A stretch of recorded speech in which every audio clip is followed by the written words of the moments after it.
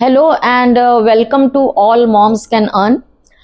अभी जो ज़माना है वो सोशल मीडिया का ज़माना है और कोई भी अगर कुछ नया प्रोडक्ट लॉन्च करता, कुछ नया वेंचर स्टार्ट करता है तो उसको लगता है वो ज़्यादा से ज़्यादा लोगों को रीच करे। और the best media now is the social media. और यहाँ पे रोल आता है एक इन्फ्लुएंसर का। क्यों? क्योंकि उनको बहुत लोग फॉलो करते हैं और वो प्रोडक्ट बहुत जल्दी तेजी से सब लोग देख सकते हैं। तो अभी हम देखते हैं कई रील्स, एडवर्टाइजमेंट्स, एंड लोगों को लगता है ये कितनी फैंसी चीज है। राइट कि अच्छे अच्छे ड्रेस हम पहन रहे हैं और किसी चीज को अपन एडवर्टाइज कर रहे हैं एंड पीपल आर गिविंग, अपने को मनी भी दे रहे हैं उसके लिए। अपन किसी रेस्टोरेंट में जा रहे हैं, खाना भी खा रहे हैं और वो पर्सन अपने को पे कर रहा है। So everyone wants to become a influencer, but क्या इतना इजी है ये? सो यही जानने के लिए आज हमारे साथ गुंजन है, जो यहाँ की एक मशहूर इन्फ्लुएंसर है अकोला की। तो इनसे हम ये सब चीजों की बारीकियां आज जानने की कोशिश करेंगे, क्योंकि टीवी पे भी अपन एडवर्टाइजमेंट देखते हैं। बराबर। जो टीवी में अपने को दिखता है वहां उनको ड्रेस दिया जाता है, एक स्क्रिप्ट दी जाती है, सब पूरा रेडी सेटअप मिल जाता है, बस जाके वहां थोड़ा सा एक्ट करना है। बट बीइंग अ इन्फ्लुएंसर आपको खुद से स्क्रिप्ट बनानी पड़ती है, ड्रेस अपने को खुद चूज करना है, कौन सा सेटअप है, क्या है, और वो प्रोडक्ट अपने को कितना जेन्युइन है, ये सब भी अपने को देखना पड़ता है। तो इनकी जर्नी आज हम सुनेंगे। मुझे लगा ये सिर्फ एक इन्फ्लुएंसर हैं और इसलिए मैंने एक्चुअली इनको कॉल किया था, बट इनका जब मैंने बायोडेटा पढ़ा तो और भी ऐसा लगा ये बहुत ही मल्टी टैलेंटेड पर्सन है। सोशल वर्क में काफी इन्वॉल्व है। एक अस्तित्व फाउंडेशन है जो छोटे बच्चों को, काफी जो अंडर प्रिविलेज्ड बच्चे हैं उनको कैसे ऊपर लाना, तो ये सब काम भी करती है। तो उनके भी बारे में जानेंगे। तो आप कैसे खुद को इंट्रोड्यूस करना चाहेंगे? So thank you so much सबसे पहले कि आपने मुझे आज बुलाया और ये अपॉर्चुनिटी दी कि मैं मेरे बारे में लोगों तक आपके जरिए पहुंचाऊं। तो देखिए, आई एम जस्ट 24, मतलब 20, अभी 3rd ईयर लगने वाला है मुझे। 23 साल की मैं होने वाली हूँ। और जैसे मुझे हमेशा से ही था कि मैं घर पे ना रहूं और कुछ मल्टीटास्किंग चीज़ें करती रहूं। जैसे मुझे क्लासिकल सिंगिंग भी बहुत अच्छी तरीके से आता है, मैंने ड्राइंग के एग्जाम्स भी लिए हैं और मैं बचपन से क्लासेस लेते आई हूँ। और इसलिए मुझे बहुत ऐसा पसंद था कि मैं छोटे बच्चों को पढ़ाऊँ या फिर कुछ ऐसा करूँ जिससे मैं लोगों से कनेक्ट हूँ और गांव गांव जाकर घूमूं, वहाँ की जो हिस्ट्री है, हमारे हिस्ट्री के बारे में पढ़ूं, लोगों को बताऊं। सो ये करते करते मैं यहाँ तक पहुंची हूँ। तो सबसे पहले तो मेरे अंदर एक बीज था कि मैं लोगों की मदद करूं। तो वो बीज ने आज मुझे एक सोशल वर्कर बनाया। और जब सोशल वर्कर थी, लोगों से मिलती थी, उनकी कहानियां मुझे पता चली कि ऐसी ऐसी कहानियां हैं लोगों की, और वो कहानियां लोगों तक मैं और लोगों तक कैसे पहुंचाऊं, इसका जरिया एज ए इन्फ्लुएंसर। सो मैं इन्फ्लुएंसर बन गई। ओके। तो ये एक थोड़ा off beat and different field है। तो घर के लोगों को कैसा रिएक्शन रहा जब आपने कहा कि as a profession I want to enter and be a influencer? तो घर के लोगों का तो हमेशा ही ऐसा था कि मेरे पापा को बेटा चाहिए था, बट फिर उन्हें बेटा नहीं हुआ। बट उन्होंने हमेशा ही मुझे एज अ गर्ल की तरह ट्रीटमेंट नहीं दी। उन्होंने कहा कि तू हर चीज कर सकती है, और एक नाजुक तरीके से उन्होंने कभी मुझे पाला नहीं। तो उसी की वजह से मैं हमेशा ही कुछ अलग करने की चाह में थी। तो इसलिए फिर कुछ रेजिस्टेंस नहीं था घर से? हेल्प की उन्होंने? उनको तो पता भी नहीं था कि मैंने फर्स्ट वीडियो कब बनाया। और देखो, मैंने टेम्पल से शुरुआत की थी मैम, कि उसकी हिस्ट्री कितना पुराना है। क्योंकि कैसा होता है, हम जो शहर में रहते हैं उसकी हिस्ट्री हमें पता नहीं है और हम बाहर की हिस्ट्री जानने की कोशिश करते हैं। तो वो जो वीडियोस थे, लोगों ने मेरे पापा को जाके दिखाया कि देखो तुम्हारी बेटी क्या कर रही है। मतलब उसके वीडियो पसंद आने लगे लोगों को।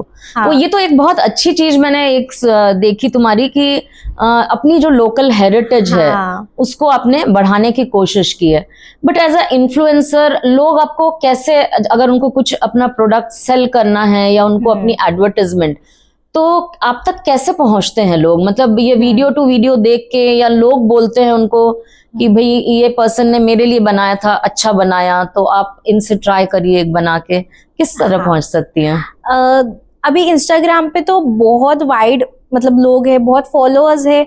कभी कभी उनको मेरा कंटेंट दिखता है तो उन्हें बहुत ऐसे प्रोफेशनलिज्म से लगता है कि एज अ ब्रांड को मैं ब्रांड की तरह रिप्रेजेंट करती हूँ विद मेरे इमोशंस। तो लोगों को वो चीज़ बहुत ज़्यादा पसंद आती है। फिर कुछ लोग मुझे इंस्टाग्राम के जरिए कनेक्ट करते हैं, मैसेज करते, डीएम करते कि हमें भी हमारा ब्रांड का प्रमोशन करना है। अदरवाइज कुछ लोग मुझे डायरेक्टली फिर कांटेक्ट करते हैं व्हाट्सएप पे, या जिनका मैंने किया है उनके फीडबैक से लोग फिर माउथ पब्लिसिटी थ्रू भी होती होता है। हाँ, इनसे आप करवाइए Yes. काम, अच्छा है। हाँ, तो आपका फेवरेट किस तरह का प्रोडक्ट है? मतलब क्या करना चाहती हैं आप एज एडवर्टाइजमेंट्स में? एडवर्टाइजमेंट में तो हमेशा ही मेरे लिए जो चीज आती है वो हमेशा एक्साइटमेंट होती है कि कुछ नया है। अभी देखो फुटवेयर का भी है, तो उसको किस तरह हम प्रेजेंट कर सकते हैं लोगों तक।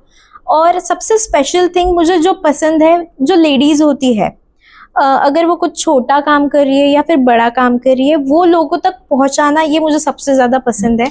क्योंकि एग्जैक्टली ये वीडियो बनाने का मेरा भी पर्पस था कि कोई भी जो लेडीज हैं वो घर पे ना बैठे। इनहेरेंट सब में कुछ ना कुछ टैलेंट होता है, तो मे भी बहुत बड़ा काम नहीं, बट एटलीस्ट अपने नेबरहुड में, अपनी कम्युनिटी में कुछ नया काम शुरू कर सके। तो उसकी अगर आप एडवर्टाइजमेंट करती हैं तो फिर ये बहुत ही अच्छी बात है। और अपन जैसे किसी ने आपको एक प्रोडक्ट बोला कि मुझे ये, तो उसके पीछे क्या क्या मेहनत है, क्या रिसर्च है, ऑथेंटिक है क्या, ये कैसे देखती हैं आप फिर?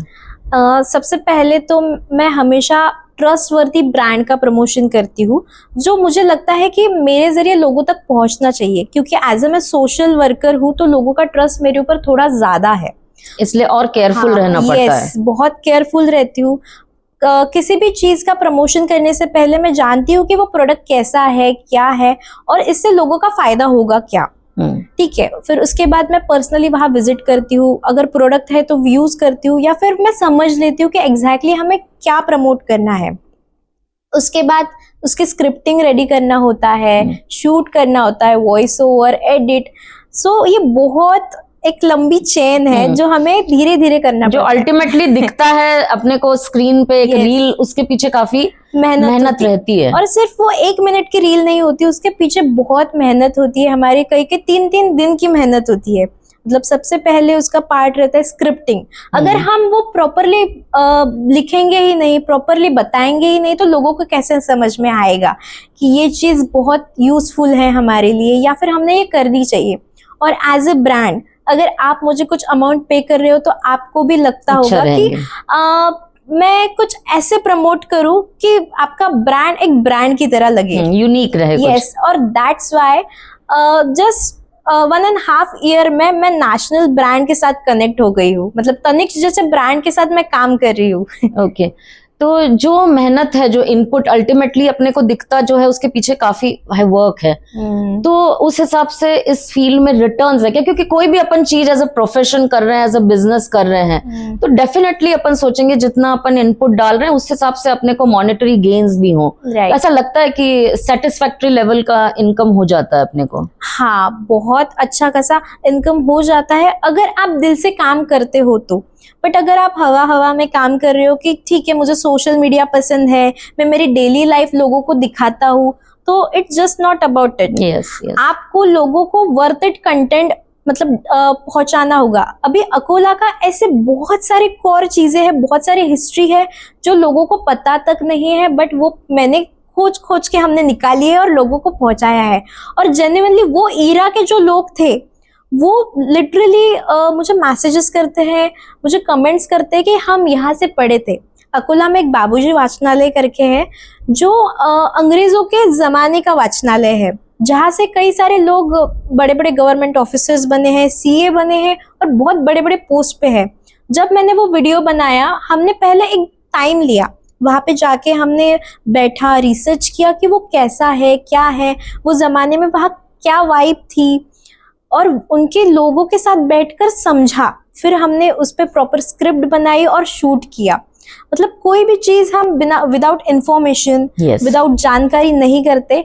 हर एक चीज के पीछे बहुत कड़ी मेहनत होती है, चाहे वो 1 मिनट की रील हो, बट हम उसके पीछे बहुत सारी मेहनत होती है हमारी। ओके। और स्पेशली बच्चों के बारे में थोड़ा सा पूछना चाह रही थी कि बच्चे देखते तो हैं रील्स, मतलब Right. अपन उनको, तो उनकी जो एडवर्टाइजमेंट्स रहती हैं, तो अगर बच्चों से रिलेटेड जो चीज है, क्योंकि बच्चों को मैंने देखा है कि घर के जो लोग बता रहे हैं उससे वो जो देखेंगे कंटेंट, उस पर बहुत ज्यादा विश्वास रहता है। राइट। उसके बारे में एक छोटा सा किस्सा भी बताना चाहूंगी तुमको कि ये तो अभी सोशल मीडिया का जमाना है, जब हमारे बच्चे छोटे थे तो ये सब चीजें थी नहीं, टीवी पे देखते थे हम, तो हम क्या बोल रहे हैं और टीवी पे क्या ऐड आ रही है, उसमें कितना डिफरेंस था। कि हमारा घर था, उसमें एक ऐसी बड़ी सी पानी की टंकी थी, तो उस समय एक न्यू इंट्रोडक्शन था, ब्लैक कलर की टंकियां थी आई हुई, प्लास्टिक की टंकियां, दैट वाज द इंट्रोडक्शन। और हमारी लड़की ने जब वो देखा तो लिटरली 10 से 15 दिन वो डेली रोती थी कि वो टंकी क्यों नहीं ले रहे हो। और अपन पूछे नहीं, अपने घर में तो टंकी है, तो बोले वो बोल रहा है कि ये सबसे अच्छी है। मतलब मेरे को ऐसा लगता है कि बच्चे काफी ज्यादा इन्फ्लुएंस्ड हैं, तो उसमें क्या केयर आप लेते हैं बच्चों के प्रोडक्ट्स में? क्या होता है ना मैम, हमेशा छोटे बच्चे बहुत ज्यादा जल्दी इन्फ्लुएंस हो जाते हैं। जैसे उनको कोई ऐप दिख गया, कोई गेम दिख गया, तो वो डाउनलोड करके वो खेलते हैं, ठीक है। और ऐसे बहुत सारे गैम्बलिंग ऐप अभी भी है जो बहुत अच्छा पे करते हैं, बट मैंने सारे गैम्बलिंग ऐप को रिफ्यूज किया है। और मैं ऐसा कोई भी ऐप या कोई भी चीज प्रमोट नहीं करती हूँ जिससे उन बच्चों को हार्म हो या फिर बड़ों को हार्म हो। क्योंकि देखो, मेरा कंटेंट एक ऐसा प्योर कंटेंट है जिसमें हर एज ग्रुप, मतलब छोटा बच्चा हो या बड़ा, मतलब बड़ा कोई आदमी हो, वुमन हो, हर कोई देख सकता है। बिकॉज मैं हिस्ट्री प्रमोट करती हूँ, मैं नॉनवेज बिल्कुल भी प्रमोट नहीं करती हूँ मेरे आईडी पे। और जो भी कंटेंट होता है वो एकदम प्योर होता है। अगर ऐसा मुझे लगता है दिल से कि ये मुझे ज्यादा पैसे दे रहे हैं, बट ये कंटेंट उन लोगों के लिए वर्थ इट नहीं है, ये झूठ मूठ का वादा या फिर झूठ मूठ की चीजें मैं मेरे आईडी पे नहीं डालती हूँ। एग्जैक्टली। तो अभी तो फास्ट चेंजिंग जमाना है, मतलब आज अपन कुछ पहले वीडियोस देख रहे थे, अब रील्स देख रहे हैं, बीच में बोलना भी बंद कर दिया था लोगों ने, कुछ लिखी हुई चीजें लोग डायरेक्ट करते थे। सो फास्ट चेंजिंग है, तो 5 years डाउन द लाइन आप क्या देख रही सोशल मीडिया में, और खुद की पोजीशन क्या देख रही हैं? मुझे ना एक बहुत बड़े लेवल पे जाना है, और मेरे साथ में मुझे टीम कलेक्ट करनी है, मतलब जिसमें हर एक फील्ड की एक लड़की होगी जो वो फील्ड का प्रमोशन करेगी। ऐसे बहुत सारे टीम में अगर हम ज्वाइन करते हैं, और एक पूरा प्रॉपर गुंजन टेल्स का एक मीडिया हाउस होगा, वहां पे हम लोगों को इन्फ्लुएंस करेंगे कि कंटेंट कैसे बनाते हैं, एडिटिंग कैसे करते हैं। ऐसा एक प्रॉपर हमारा विजन है इस चीज को लेके और गुंजन टेल्स को लेके। ओके। और थोड़ा सा बात अपन सोशल वर्क के भी बारे में कर सकते हैं, जो अस्तित्व फाउंडेशन की आपने बात की, तो उसके वर्किंग के बारे में किस तरह का है? मतलब मैंने भी देखी इंस्टाग्राम पे कुछ रील्स, काफी अच्छी लगी मुझे, तो उसके बारे में थोड़ा बताएंगे आप। एक इन्फ्लुएंसर होने से पहले, जैसे मैंने आपको पहले ही बोला कि मैं एक सोशल वर्कर पहले हूँ। तो जब मैं 18 साल की थी तब हमने ये अस्तित्व फाउंडेशन शुरू किया, और गणपति बप्पा के मतलब आगमन से ही हमारे फाउंडेशन की शुरुआत हुई थी। आज भी हम मिट्टी के गणेश जी हमेशा बिठाते हैं, और मुझे बहुत अच्छा लगता है कि हम हमारी हिंदू संस्कृति को प्रमोट करते हैं। एक दिन था, हम रोड क्रॉस कर रहे थे, और कुछ बच्चे हैं, मतलब हमेशा मेरे टीममेट गौरव और मुझे आदत है कि बच्चे दिख गए कि हम चॉकलेट्स या फिर उन्हें फूड वगैरह ऑफर करते हैं।